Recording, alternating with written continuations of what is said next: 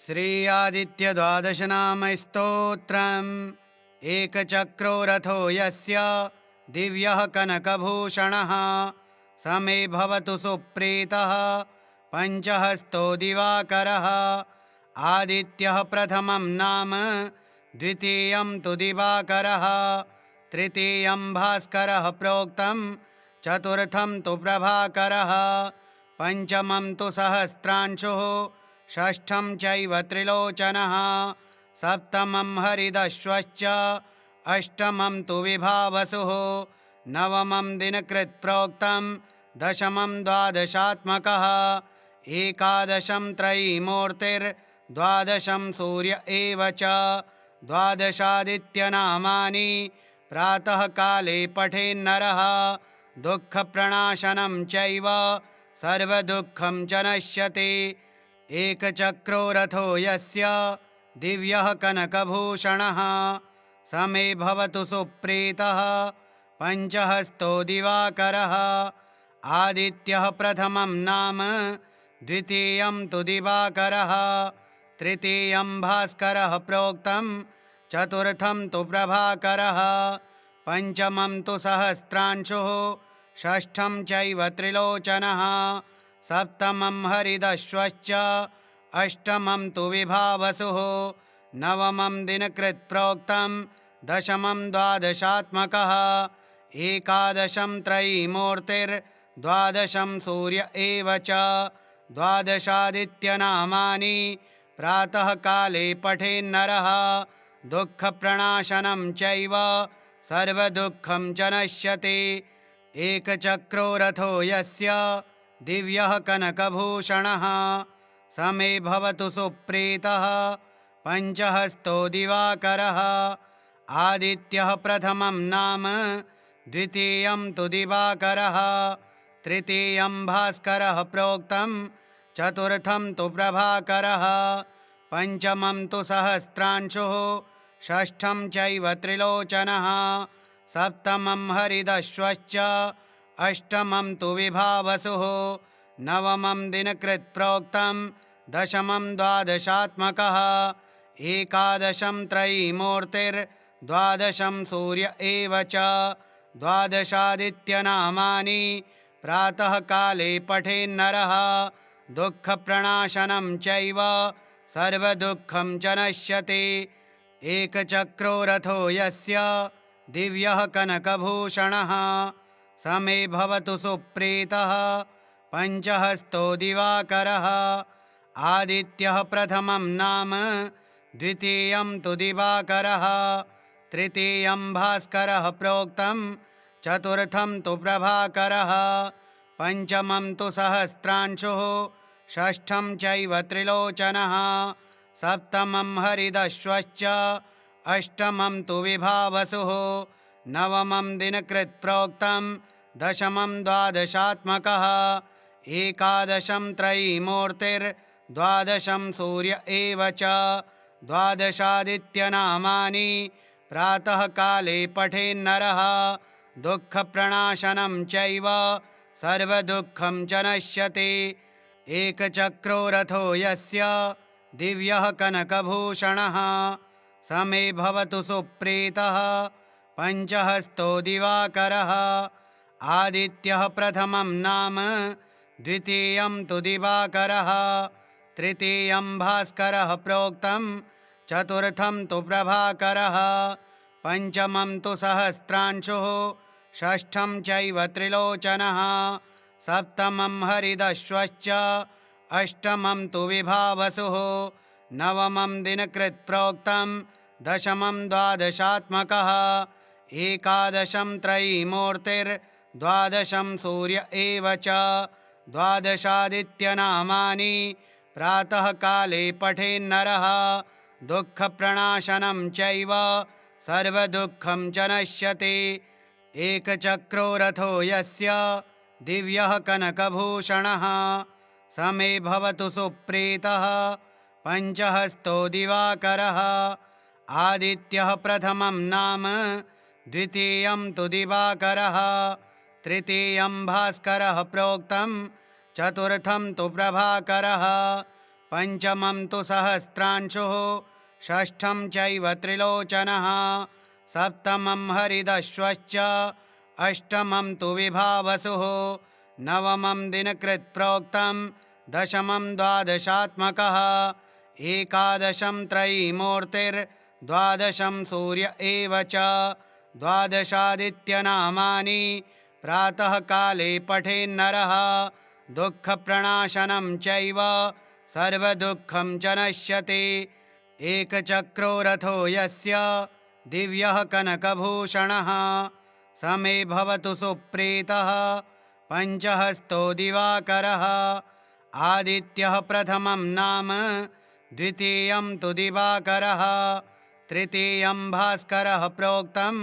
चतुर्थं तु प्रभाकरः पञ्चमं तु सहस्रांशुः षष्ठं चैव त्रिलोचनः सप्तमं हरिदश्वश्च अष्टमं तु विभावसुः नवमं दिनकृत् प्रोक्तं दशमं द्वादशात्मकः एकादशं त्रयीमूर्तिर्द्वादशं सूर्य एव च द्वादशादित्यनामानि प्रातःकाले पठेन्नरः दुःखप्रणाशनं चैव सर्वदुःखं च नश्यति एकचक्रो रथो यस्य दिव्यः कनकभूषणः स मे भवतु सुप्रीतः पञ्चहस्तो दिवाकरः आदित्यः प्रथमं नाम द्वितीयं तु दिवाकरः तृतीयं भास्करः प्रोक्तं चतुर्थं तु प्रभाकरः पञ्चमं तु सहस्रांशुः षष्ठं चैव त्रिलोचनः सप्तमं हरिदश्वश्च अष्टमं तु विभावसुः नवमं दिनकृत् प्रोक्तं दशमं द्वादशात्मकः एकादशं त्रयीमूर्तिर्द्वादशं सूर्य एव च द्वादशादित्यनामानि प्रातःकाले पठेन्नरः दुःखप्रणाशनं चैव सर्वदुःखं च नश्यति एकचक्रो रथो यस्य दिव्यः कनकभूषणः स मे भवतु सुप्रीतः पञ्चहस्तो दिवाकरः आदित्यः प्रथमं नाम द्वितीयं तु दिवाकरः तृतीयं भास्करः प्रोक्तं चतुर्थं तु प्रभाकरः पञ्चमं तु सहस्रांशुः षष्ठं चैव त्रिलोचनः सप्तमं हरिदश्वश्च अष्टमं तु विभावसुः नवमं दिनकृत् प्रोक्तं दशमं द्वादशात्मकः एकादशं त्रयीमूर्तिर्द्वादशं सूर्य एव च द्वादशादित्यनामानि प्रातःकाले पठेन्नरः दुःखप्रणाशनं चैव सर्वदुःखं च नश्यति एकचक्रो रथो यस्य दिव्यः कनकभूषणः स मे भवतु सुप्रीतः पञ्चहस्तो दिवाकरः आदित्यः प्रथमं नाम द्वितीयं तु दिवाकरः तृतीयं भास्करः प्रोक्तं चतुर्थं तु प्रभाकरः पञ्चमं तु सहस्रांशुः षष्ठं चैव त्रिलोचनः सप्तमं हरिदश्वश्च अष्टमं तु विभावसुः नवमं दिनकृत् प्रोक्तं दशमं द्वादशात्मकः एकादशं त्रयीमूर्तिर्द्वादशं सूर्य एव च द्वादशादित्यनामानि प्रातःकाले पठेन्नरः दुःखप्रणाशनं चैव सर्वदुःखं च नश्यति एकचक्रो रथो यस्य दिव्यः कनकभूषणः स मे भवतु सुप्रीतः पञ्चहस्तो दिवाकरः आदित्यः प्रथमं नाम द्वितीयं तु दिवाकरः तृतीयं भास्करः प्रोक्तं चतुर्थं तु प्रभाकरः पञ्चमं तु सहस्रांशुः षष्ठं चैव त्रिलोचनः सप्तमं हरिदश्वश्च अष्टमं तु विभावसुः नवमं दिनकृत् प्रोक्तं दशमं द्वादशात्मकः एकादशं त्रयीमूर्तिर्द्वादशं सूर्य एव च द्वादशादित्यनामानि प्रातःकाले पठेन्नरः दुःखप्रणाशनं चैव सर्वदुःखं च नश्यति एकचक्रो रथो यस्य दिव्यः कनकभूषणः स मे भवतु सुप्रीतः पञ्चहस्तो दिवाकरः आदित्यः प्रथमं नाम द्वितीयं तु दिवाकरः तृतीयं भास्करः प्रोक्तं चतुर्थं तु प्रभाकरः पञ्चमं तु सहस्रांशुः षष्ठं चैव त्रिलोचनः सप्तमं हरिदश्वश्च अष्टमं तु विभावसुः नवमं दिनकृत् प्रोक्तं दशमं द्वादशात्मकः एकादशं त्रयीमूर्तिर्द्वादशं सूर्य एव च द्वादशादित्यनामानि प्रातःकाले पठेन्नरः दुःखप्रणाशनं चैव सर्वदुःखं च नश्यति एकचक्रो रथो यस्य दिव्यः कनकभूषणः स मे भवतु सुप्रीतः पञ्चहस्तो दिवाकरः आदित्यः प्रथमं नाम द्वितीयं तु दिवाकरः तृतीयं भास्करः प्रोक्तं चतुर्थं तु प्रभाकरः पञ्चमं तु सहस्रांशुः षष्ठं चैव त्रिलोचनः सप्तमं हरिदश्वश्च अष्टमं तु विभावसुः नवमं दिनकृत् प्रोक्तं दशमं द्वादशात्मकः एकादशं त्रयीमूर्तिर्द्वादशं सूर्य एव च द्वादशादित्यनामानि प्रातःकाले पठेन्नरः दुःखप्रणाशनं चैव सर्वदुःखं च नश्यति एकचक्रो रथो यस्य दिव्यः कनकभूषणः स मे भवतु सुप्रीतः पञ्चहस्तो दिवाकरः आदित्यः प्रथमं नाम द्वितीयं तु दिवाकरः तृतीयं भास्करः प्रोक्तं चतुर्थं तु प्रभाकरः पञ्चमं तु सहस्रांशुः षष्ठं चैव त्रिलोचनः सप्तमं हरिदश्वश्च अष्टमं तु विभावसुः नवमं दिनकृत् प्रोक्तं दशमं द्वादशात्मकः एकादशं त्रयीमूर्तिर्द्वादशं सूर्य एव च द्वादशादित्यनामानि प्रातःकाले पठेन्नरः दुःखप्रणाशनं चैव सर्वदुःखं च नश्यति एकचक्रो रथो यस्य दिव्यः कनकभूषणः स मे भवतु सुप्रीतः पञ्चहस्तो दिवाकरः आदित्यः प्रथमं नाम द्वितीयं तु दिवाकरः तृतीयं भास्करः प्रोक्तं चतुर्थं तु प्रभाकरः पञ्चमं तु सहस्रांशुः षष्ठं चैव त्रिलोचनः सप्तमं हरिदश्वश्च अष्टमं तु विभावसुः नवमं दिनकृत् प्रोक्तं दशमं द्वादशात्मकः एकादशं त्रयीमूर्तिर्द्वादशं सूर्य एव च द्वादशादित्यनामानि प्रातःकाले पठेन्नरः दुःखप्रणाशनं चैव सर्वदुःखं च नश्यति एकचक्रो रथो यस्य दिव्यः कनकभूषणः स मे भवतु सुप्रीतः पञ्चहस्तो दिवाकरः आदित्यः प्रथमं नाम द्वितीयं तु दिवाकरः तृतीयं भास्करः प्रोक्तं चतुर्थं तु प्रभाकरः पञ्चमं तु सहस्रांशुः षष्ठं चैव त्रिलोचनः सप्तमं हरिदश्वश्च अष्टमं तु विभावसुः नवमं दिनकृत् प्रोक्तं दशमं द्वादशात्मकः एकादशं त्रयीमूर्तिर्द्वादशं सूर्य एव च द्वादशादित्यनामानि प्रातःकाले पठेन्नरः दुःखप्रणाशनं चैव सर्वदुःखं च नश्यति एकचक्रो रथो यस्य दिव्यः कनकभूषणः स मे भवतु सुप्रीतः पञ्चहस्तो दिवाकरः आदित्यः प्रथमं नाम द्वितीयं तु दिवाकरः तृतीयं भास्करः प्रोक्तं चतुर्थं तु प्रभाकरः पञ्चमं तु सहस्रांशुः षष्ठं चैव त्रिलोचनः सप्तमं हरिदश्वश्च अष्टमं तु विभावसुः नवमं दिनकृत् प्रोक्तं दशमं द्वादशात्मकः एकादशं त्रयीमूर्तिर्द्वादशं सूर्य एव च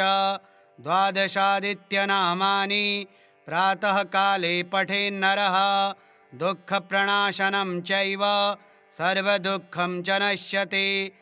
एकचक्रो रथो यस्य दिव्यः कनकभूषणः स मे भवतु सुप्रीतः पञ्चहस्तो दिवाकरः आदित्यः प्रथमं नाम द्वितीयं तु दिवाकरः तृतीयं भास्करः प्रोक्तं चतुर्थं तु प्रभाकरः पञ्चमं तु सहस्रांशुः षष्ठं चैव त्रिलोचनः सप्तमं हरिदश्वश्च अष्टमं तु विभावसुः नवमं दिनकृत् प्रोक्तं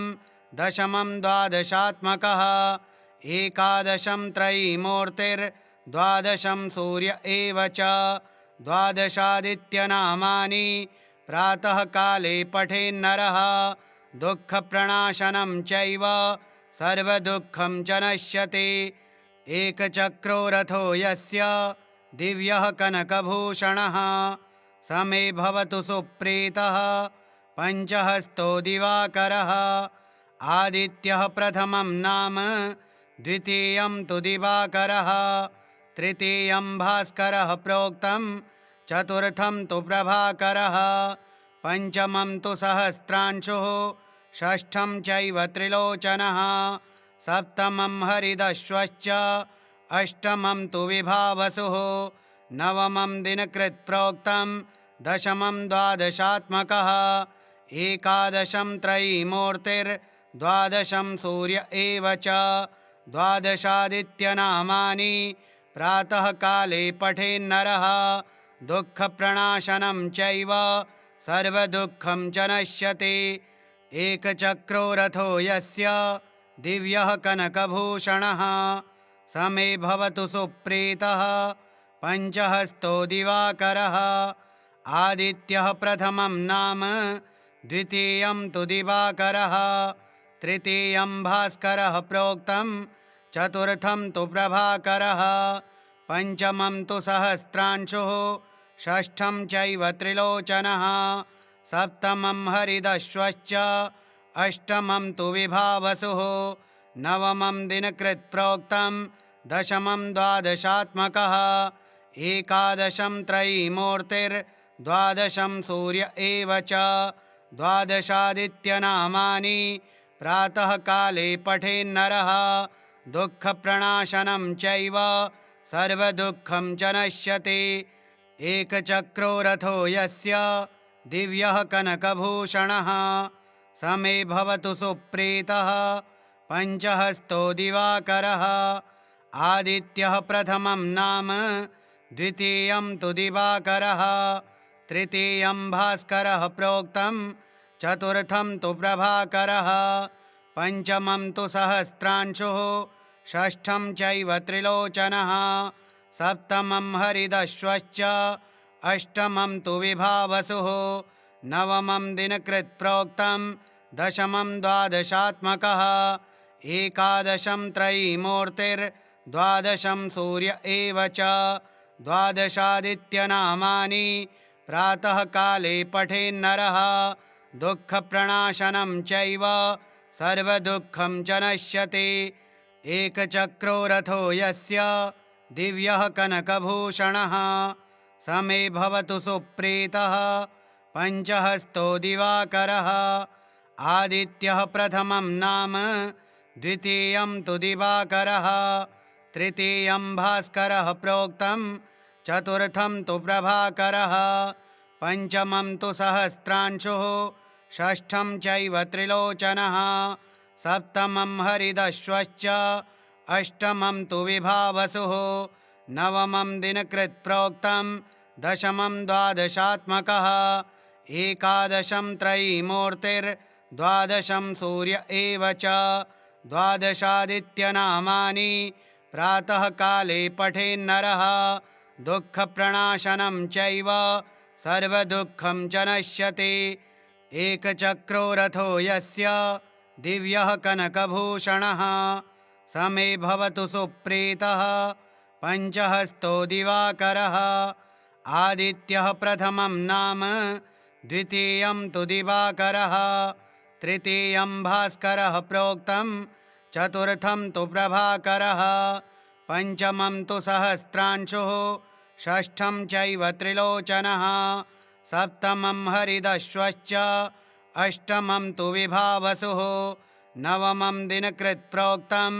दशमं द्वादशात्मकः एकादशं त्रयीमूर्तिर्द्वादशं सूर्य एव च द्वादशादित्यनामानि प्रातःकाले पठेन्नरः दुःखप्रणाशनं चैव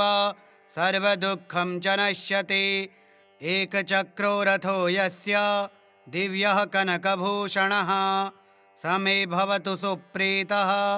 पञ्चहस्तो दिवाकरः आदित्यः प्रथमं नाम द्वितीयं तु दिवाकरः तृतीयं भास्करः प्रोक्तं चतुर्थं तु प्रभाकरः पञ्चमं तु सहस्रांशुः षष्ठं चैव त्रिलोचनः सप्तमं हरिदश्वश्च अष्टमं तु विभावसुः नवमं दिनकृत् प्रोक्तं दशमं द्वादशात्मकः एकादशं त्रयीमूर्तिर्द्वादशं सूर्य एव च द्वादशादित्यनामानि प्रातःकाले पठेन्नरः दुःखप्रणाशनं चैव सर्वदुःखं च नश्यति एकचक्रो रथो यस्य दिव्यः कनकभूषणः स मे भवतु सुप्रीतः पञ्चहस्तो दिवाकरः आदित्यः प्रथमं नाम द्वितीयं तु दिवाकरः तृतीयं भास्करः प्रोक्तं चतुर्थं तु प्रभाकरः पञ्चमं तु सहस्रांशुः षष्ठं चैव त्रिलोचनः सप्तमं हरिदश्वश्च अष्टमं तु विभावसुः नवमं दिनकृत् प्रोक्तं दशमं द्वादशात्मकः